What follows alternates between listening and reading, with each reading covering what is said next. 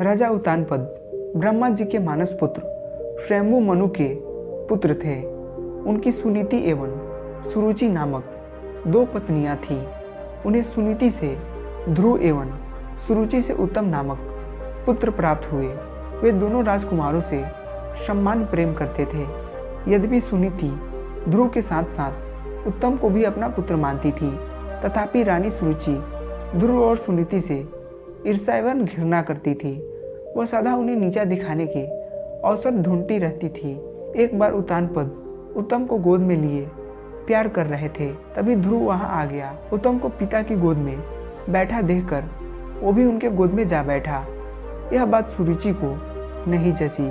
उसने ध्रुव को पिता की गोद से नीचे खींचकर कटु वचन सुनाए। ध्रुव रोते हुए माता सुनीति के पास पहुंच गया और सब कुछ बता दिया।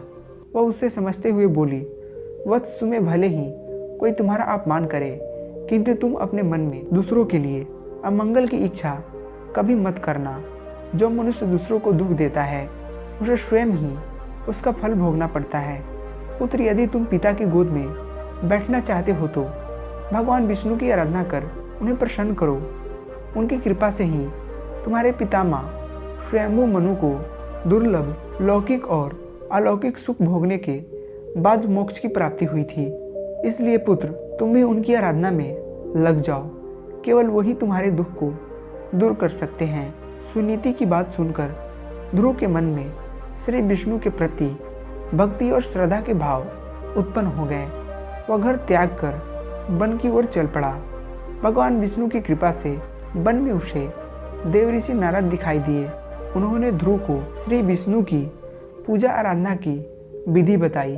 ध्रुव ने यमुना के जल में स्नान किया और निराहार रहकर एकाग्र मन से श्री विष्णु की आराधना करने लगा। 5 महीने बीतने के बाद वह पैर के एक अंगूठे पर स्थित होकर तपस्या करने लगा। धीरे धीरे उसका तेज बढ़ता गया। उसके तप से तीनों लोग कंप्यमान हो उठे। जब उसके अंगूठे के भार से पृथ्वी दबने लगी, तब भगवान विष्णु भक्त ध्रुव के समक्ष प्रकट हुए और उसकी इच्छा पूछी। ध्रुव भाव विभोर होकर बोला, भगवान, जब मेरी माता सुरुचि ने अपमानजनक शब्द कहकर मुझे पिता की गोद से उतार दिया था, तब माता सुनीति के कहने पर मैंने मन ही मन यह निश्चय किया था कि जो परम ब्रह्मा भगवान श्री विष्णु इस संपूर्ण जगत के पिता हैं, जिनके लिए सभी जीव एक समान हैं, मैं केवल उनकी गोद में बैठूंगा। इसलिए यदि आप प्रसन्न होकर मुझे वर देना चाहते हैं तो मुझे अपनी गोद में स्थान प्रदान करें, जिससे कि मुझे उस स्थान से कोई भी उतार ना सके। मेरी केवल इतनी सी अभिलाषा है। श्री विष्णु बोले, वत्स, तुमने केवल मेरा स्नेह प्राप्त करने के लिए इतना कठोर तप किया है, इसलिए तुम्हारी निस्वार्थ भक्ति से प्रसन्न होकर मैं तुम्हें ऐसा स्थान प्रदान करूंगा जिसे आज तक कोई प्राप्त नहीं कर सका। यह ब्रह्मांड मेरा अंश है और आकाश मेरी गोद है। मैं तुम्हें अपनी गोद में स्थान प्रदान करता हूँ। आज से तुम ध्रुव नामक तारे के रूप में स्थापित होकर ब्रह्मांड को प्रकाशमान करोगे। इसके आगे श्री विष्णु ने कहा, तुम्हारा पद सप्त ऋषियों से भी बड़ा होगा। वे सदा तुम्हारी परिक्रमा करेंगे। जब तक ये ब्रह्मांड रहेगा, कोई भी तुम्हें इस स्थान से नहीं हटा सकेगा। वत्स, अब तुम घर लौट जाओ। कुछ समय बाद तुम्हारे पिता तुम्हें राज सौंपकर वन में चले जाएंगे। पृथ्वी पर 36,000 वर्षों तक धर्म पूर्वक राज भोग कर अंत में तुम मेरे पास आओगे। इतना कहकर भगवान विष्णु अंतर ध्यान हो गए।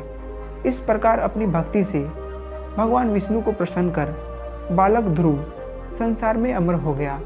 तो दोस्तों, कैसी लगी ये वीडियो अच्छी लगी तो चैनल को सब्सक्राइब करना, लाइक करना। मिलते हैं अगली वीडियो में, तब तक के लिए जय हिंद।